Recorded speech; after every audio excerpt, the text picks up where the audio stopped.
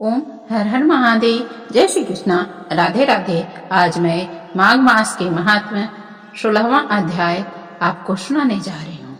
कथा करने से पहले आपसे निवेदन करना चाहती हूँ कि यदि आप हमारे चैनल पर नए हैं तो कृपया करके लाइक करिए, सब्सक्राइब करिए, शेयर करिए। यदि पुराने बने हुए हैं तो बहुत बहुत धन्यवाद। कार्तवीर्य जी कहने लगे कि हे भगवान, वह राक्षस कौन था और कांचन मालिनी कौन थी? उसने अपना धर्म कैसे दिया और उसका साथ कैसे हुआ? हे ऋषि, अत्रि ऋषि की संतानों की यह कथा सुनाकर मेरा कौतूहल दूर कीजिए। तब दत्तात्रेय जी कहने लगे कि हे राजन, इस पुरातन विचित्र इतिहास को सुनो। कांचन मालिनी नाम की एक सुंदर अप्सरा थी जो माघ मास में प्रयाग में स्नान करके कैलाश पर जा रही थी। तब उसको मार्ग में जाते हुए हिमालय के कैलाश कुंज से एक घीर राक्षस ने देखा। उस सोने जैसी तेज वाली, सुंदर कटी वाली, बड़े बड़े नेत्रों वाली, चंद्रमुखी, अंदर केश और पिन पयोधर वाली सुंदर अप्सरा को देखकर उस राक्षस ने कहा कि हे सुंदरी कमल नयनी, तुम कौन हो और कहां से आ रही हो? तुम्हारे वस्त्र और वेदी भीगे हुए हैं। तुम कैलाश मार्ग से कहां जाती हो और किस पूर्ण के प्रताप से तुम्हारा शरीर ऐसा तेजस्वी और रूप ऐसा मनोहर है? तुम्हारे गीले वस्त्र से मेरे मस्तक पर गिरे हुए एक बूंद जल में मेरे क्रूर मन को एकदम शांति हो गई है। इसका क्या कारण है? तुम बड़ी शीलवती हो, इसका कारण बताइए। अप्सरा ने कहा, हे राक्षस सुनो, मैं काम रूपी अप्सरा हूँ। मैं प्रयाग में संगम में स्नान करके आ रही हूँ। इसी से मेरे वस्त्र भीगे हैं। अब कैलाश पर जा रही हूँ। वहां पर श्री शिव निवास करते हैं। त्रिवेदी के जल में मेरी सब क्रूरता दूर हो गई, जिसके पूर्ण के प्रभाव से मैं इतनी सुंदर हूँ और पार्वती की प्रिय सखी हुई, जो आश्चर्य देने वाली उदाहरण मुझसे ब्रह्मा जी ने कहा था, सो सुनो। मैं कलिंग देश के राजा की वेश्या थी। रूप, लावण्य और सुंदरता में अपूर्ण थी। मेरी सुंदरता पर सारा नगर मोहित होता था और मैंने अनेकों प्रकार के भोग भोगे। अनेक प्रकार के वस्त्र और आभूषण की घर में कोई कमी नहीं थी। कई कामी पुरुष आपस में स्पर्धा हो ही से मृत्यु को प्राप्त हो गए। इस तरह उस नगर में बड़ी सुंदरता से यौवन प्रतीत हुआ और मैं वृद्धावस्था को प्राप्त हुई। तब मेरे मन में विचार उत्पन्न हुआ कि मैंने बहुत सारे पाप किए हैं। सारी आयु पापों में व्यतीत हुआ। धर्म का कोई कार्य, दान, तप, यज्ञ आदि नहीं किया। शिव या दुर्गा जी की आराधना नहीं की, न कभी विष्णु का पूजन किया। इस प्रकार अशांत चित्त से मैंने एक ब्राह्मण की शरण ली, जो वेदों का ज्ञाता और ब्रह्मनिष्ठ था। मैंने उससे पूछा कि मेरा उद्धार किस प्रकार हो सकता है। महाराज, साधु सज्जन, अच्छे और बुरे सभी पर दया करते हैं, इसलिए मुझ दीन पर भी कृपा करके मुझ कीचड़ में डूबी हुई को पकड़कर उबारिए।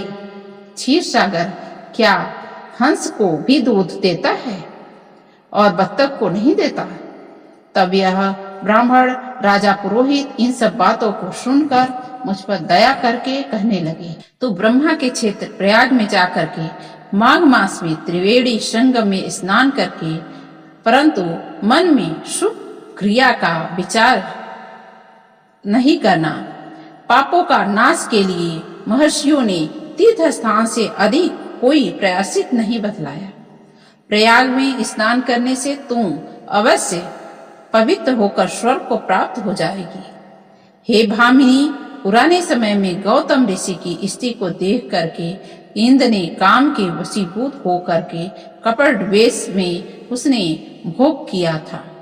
इसलिए ऋषि का सांप दिया गया और उसका शरीर अत्यंत लज्जा युक्त हजारों भागों वाला हो गया। तब इंद्र नीचे मुंह करके अपने पाप कर्म की बुराई कराने लगा। मेरु पर्वत के शिखर पर स्वच्छ जल वाले सरोवर पर एक स्वर्ग कमल से भरे हुए कटोरे में घुस गया और अपने पाप को धिक्कारता हुआ कामदेव की बुराई करने लगा कि यह सब पापों का मूल है।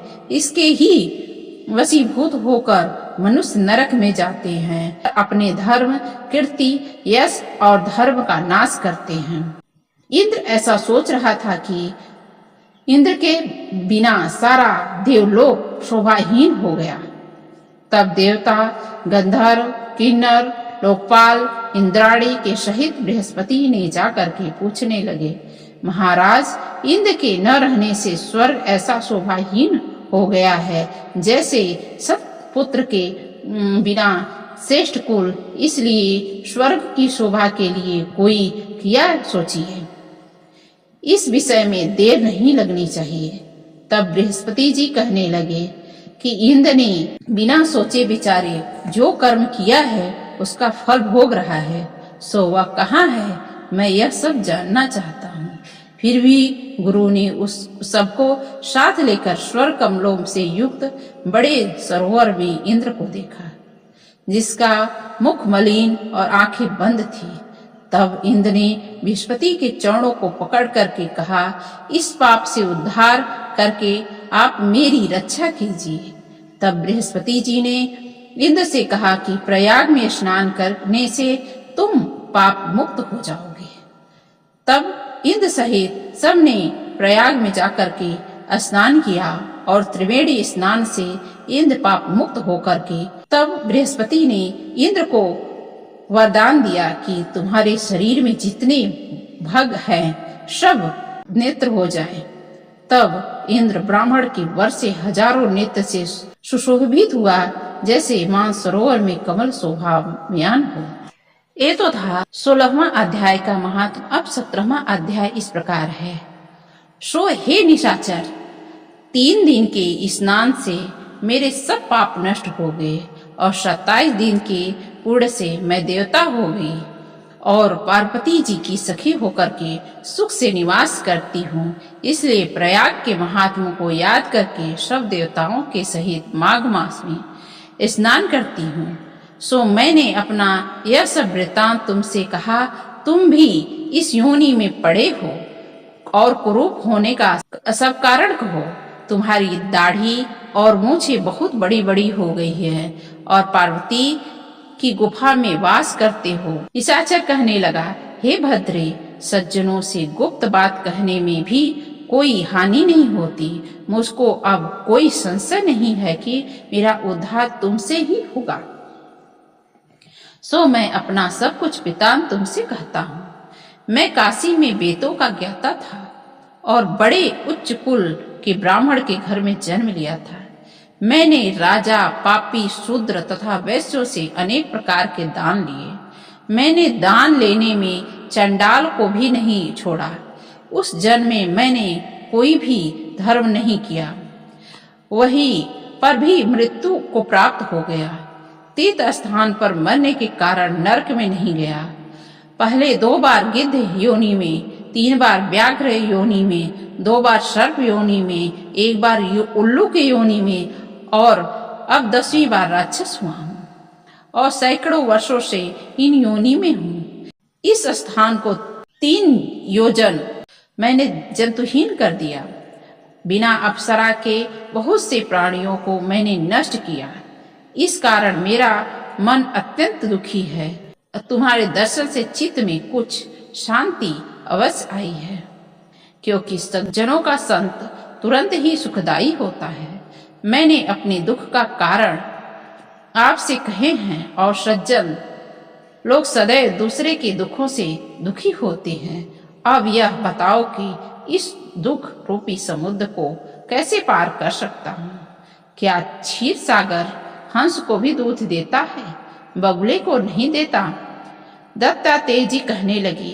इस प्रकार उसके वचन सुनकर कांचन मानी कहने लगी कि हे राक्षस, मैं अवश्य तुम्हारा कल्याण करूंगी। मैं दृढ़ प्रतिज्ञा की है कि तुम्हारी मुक्ति के लिए प्रयत्न करोगे।